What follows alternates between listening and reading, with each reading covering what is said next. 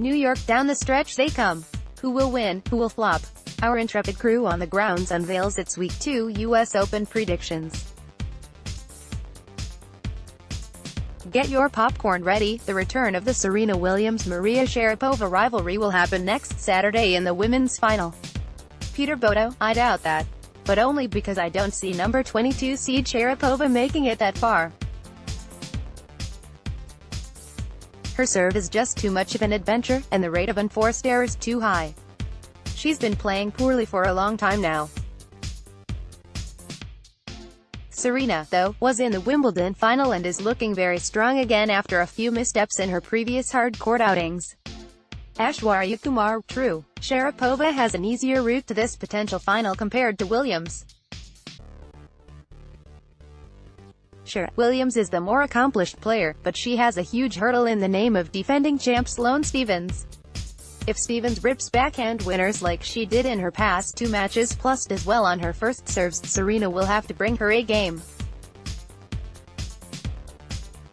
Meanwhile, Sharapova will likely face Madison Keys and Naomi Osaka, and it's really hard to bet on either of them considering how much experience the 2006 US Open champion has. Serena Williams won her 35th night match in Arthur Ashe Stadium, the most by any player, male or female. Don Emmert, AFP, Getty Images. Darcy Main: I'm probably going to regret saying this, but true. It's obviously too early to be seriously thinking about this, and with Serena holding a 19-2 career record over Sharapova, this isn't exactly the greatest rivalry in the classic sense, but still. For very different reasons, both players are working to return to their previous championship form, so how fun would it be to see them do just that as they meet, yet again, on the sport's biggest stage? Serena had a tough test on Sunday against Kaia Kanepi, but proved time away from the game did not diminish her mental resolve. Williams will need to do that against former number 1 Karolina Pliskova in the quarters and potentially defending champion Stephens in the semis. Sharapova, for her part, was completely dominant against the No. 10 seed and former French Open champion Yelena Ostapenko on Saturday, and looked more than capable in beating some of the game's best. Sign me up for this collision course. Alyssa Ronig, false. As fun as the possibility of this matchup might be to talk about, and as tantalizing as it is for Serena and Sharapova fans to anticipate, on paper, it reads like fantasy. Sharapova hasn't made it past the quarters of a slam since 2015, and she's made the final only once in New York, when she won in 2006. And let's not forget Serena still has a defending champ in her path. Get your popcorn ready, we're going to have a repeat of last year's All-American Women's Final between Sloane Stephens and Madison Keys. Bodo: put it down as Plan B, should Serena falter, and there's chance of that happening given her recent history. Stephens, the number 3 seed, is playing great tennis. Keys, the No. 14 seed, is well positioned to make the final given that her half of the draw has been blown to smithereens.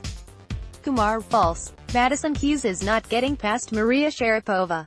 Sharapova dominated number 11 seed Ostapenko. The fight Sharapova showed in a 12-minute first game during that match was enough for me to realize Sharapova was going to take it in straight sets. Also, Sharapova's service game has gotten much better. Meanwhile, Keys is struggling, and for the first hour of her third-round match against Alexandra Krunic, she was not moving well. It took 6 games in the final set for Keys to win a game on her serve. 6. Sharapova is not going to let Keys get away with that. Main: well, that would be a great story, but it's not going to happen this year. Please see question 1. Ronig, false. Both women have said their appearance in the US Open final last year was as big a surprise to them as to anyone. They were playing nothing to lose tennis.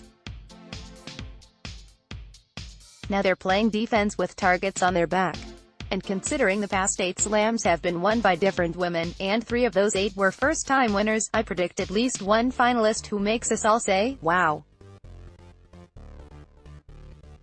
Didn't see that coming. Roger Federer, not Novak Djokovic, is the favorite to escape the bottom half of the men's draw.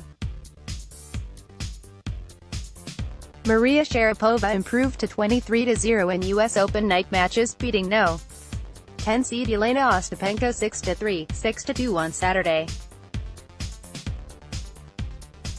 Roger Federer collected a straight sets win over Nick Kyrgios, later calling his memorable shot around the net post one of the wilder ones of his career.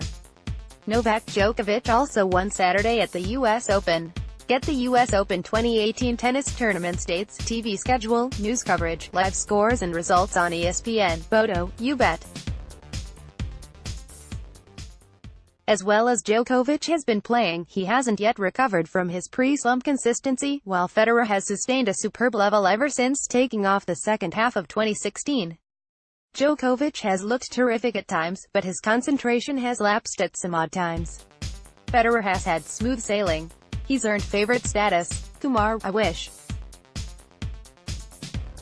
The past 3 times these two met, Djokovic has beaten Federer. Djokovic is coming back after an elbow injury, but that didn't stop the 2-time US Open winner from beating Federer in straight sets at Cincinnati. This match will be much closer, but I don't see Djokovic losing. He takes it in 5. Main, false. Normally, Roger Federer should always be considered the favorite for such things. That's what winning 20 Grand Slam titles will do for you, but it's really hard to pick against Djokovic right now. He's playing some of his best tennis in years and has renewed confidence after winning titles at Wimbledon and Cincinnati, where he beat Federer 6-4, 6-4 in the final just a few weeks ago.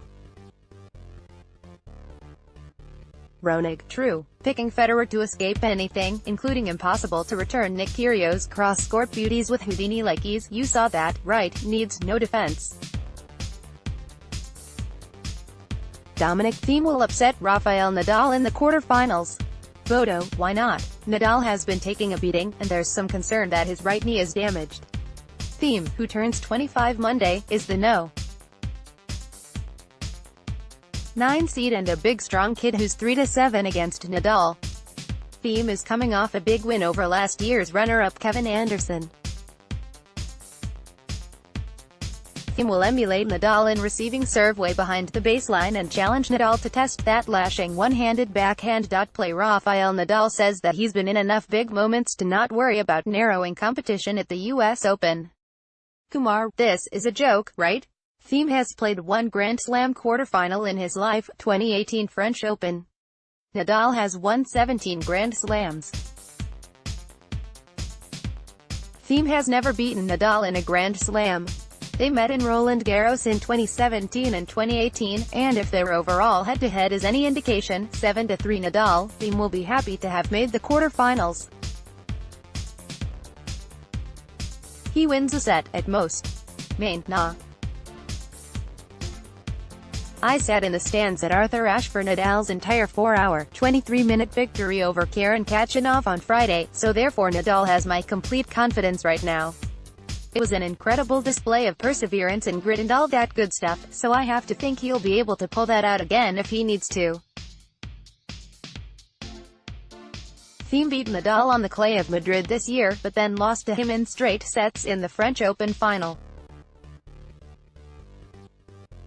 Thiem knows what it takes to beat the 17-time Grand Slam champion, but I just don't see it this week. Ronig, true. Thiem's already done the unexpected. He'd previously lost all 6 matches against Kevin Anderson on hard courts, but looked brilliant against him Sunday. And he's into the quarters of a Grand Slam other than the French Open for the first time in his career. Nadal isn't 100%, and Thiem has the sting of that French Open final to keep his spark lit.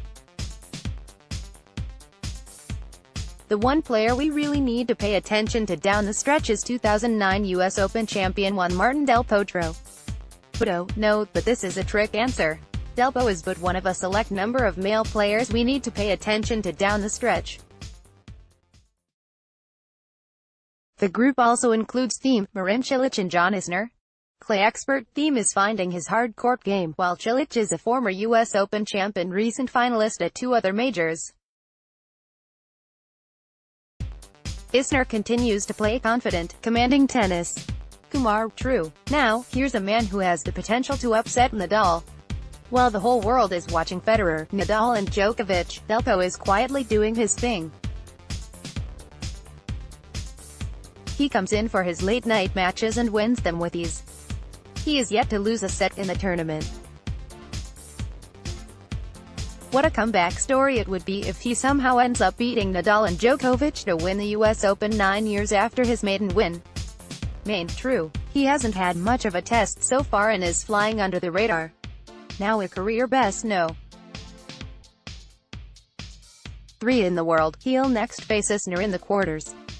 Del Potro owns a 7-4 career record over the American, and while the two have split their series this year, Del Potro's experience in Queens should help carry him into the semis for a potential clash with Nadal. Don't forget, Del Potro was the spoiler during last year's US Open, knocking off Federer in the quarters, so he's more than able to beat just about anyone here. Ronig, true. Delpo. Now, this assumes we are talking about the one player to watch other than the men already mentioned above.